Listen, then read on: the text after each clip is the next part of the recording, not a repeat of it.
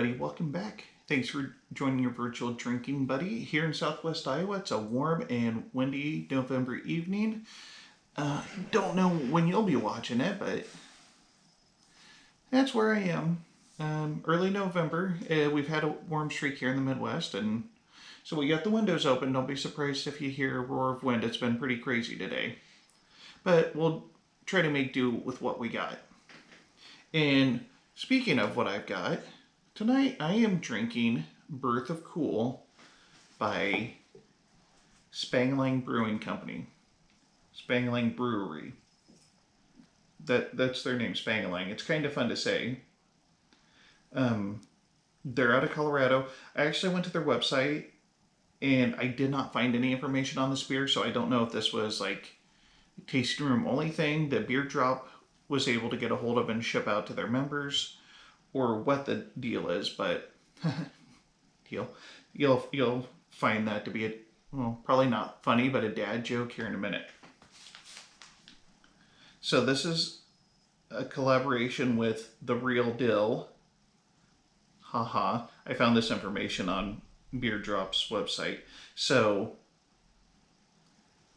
they put in cucumber water post-fermentation, and it's gently spiced with coriander. If you look at the beer here, it's nice light golden color, and when I poured it, it actually smelled a lot like a Pilsner. So I'm assuming that's what they were going with it. Pilsner with some cucumber water and some coriander. I'm gonna take a good whiff of it though. Get in nice and close there.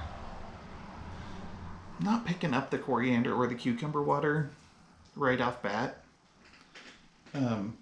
I suppose before I get any further, I should let you know that it's 4.6% alcohol by volume and an IBU of 10. Let's get another look at the can here, so you can see there's like pickling cucumbers all over it. Maybe I wrote that down wrong. On the can here, it says it's 4.9% alcohol by volume. Let's see what else I can find out about the can that I should have probably looked at before. But I established previously that I'm never going to do that. Doesn't say where they're from. Oh, no, I was wrong. 5 points.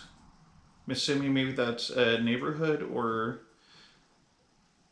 something in Denver, Colorado. I would assume that most things that happen in Colorado are going to come out of Denver because that's a pretty sizable city. That's pretty much where most of it's happening. But I mean, not that there isn't plenty of people elsewhere in Colorado, but I feel like there's like, I just throwing a number out there that I thought I heard a long time ago, and maybe this is the population of the entire Front Range, so all of the major cities and so far of a spread from Denver, but I feel like it's like 6 million people in the Denver area, or maybe along the Front Range, which might extend as far north as like Fort Collins. I know Fort Collins is a couple 100,000 people, and then just south of there is Loveland, and then there's a bunch of small towns that are starting to grow together in between Loveland and I feel like Boulder is north of Denver. But anywho, so there's a lot of people in the Denver area is what I'm getting at. And so I'm going to drink the beer so that I stop rambling about things that I really don't know about. Here we go. Cheers. Oh, wow. That actually tastes a lot like a pickle. It finishes a little bit with coriander. But yeah, that first drink, like, it tastes like you're kind of drinking pickle juice. Now that I'm sitting here a second, like, I can taste like just cucumber, so I'm assuming that's the cucumber water. And I feel like probably the coriander combined with the pickle water probably creates that flavor. I'm gonna take another drink though.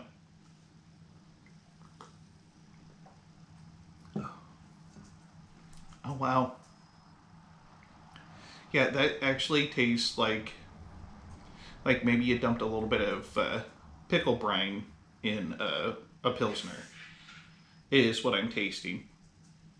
Um, so if you're into that sort of thing, you will really dig this. I don't know that I care much for the flavor, but it's actually kind of like refreshing. It's like more like thirst quenching than the other beers can be. Um, there's a little bit of a salty taste there too. Obviously, if it tastes like pickle brine, there's going to be some salt there. So I don't know. It's not a terrible beer. Probably be like a good hangover beer if you were needing to recover on your Sunday fun day, as I'm seeing a lot of people post on the socialized medias. Um, Probably be the sort of thing that, like, if you don't like mimosas or Bloody Marys, you want a beer, but you need something that's gonna help the hangover a little bit, maybe rehydrate you. This would probably actually work really well. I'm gonna pour the rest of the can in there. Oh wow, there's a bunch of like sediment at the bottom of the can that poured out. So let's get a look at that now. It's a lot hazier than it was before. That's the problem with this glass. I feel like it's a 10-ounce glass, and so you never get that bottom little bit. And so with these beers that are maybe unfiltered or they have sediment for one reason or another, it just hangs out in the can until I finish it off. So I'm glad I poured that in so we can get a different look. If I had poured it all into one glass, that's what it would have looked like from the beginning.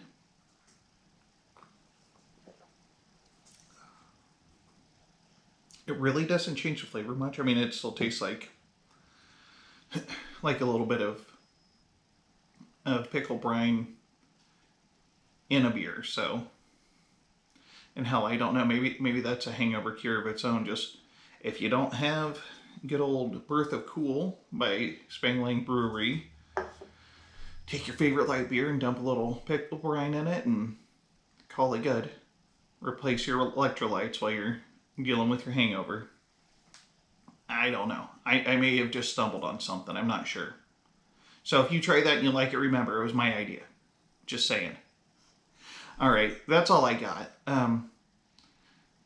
Thanks for joining me. And this is the Malted Gentleman reminding you, you only have one liver, so use it wisely.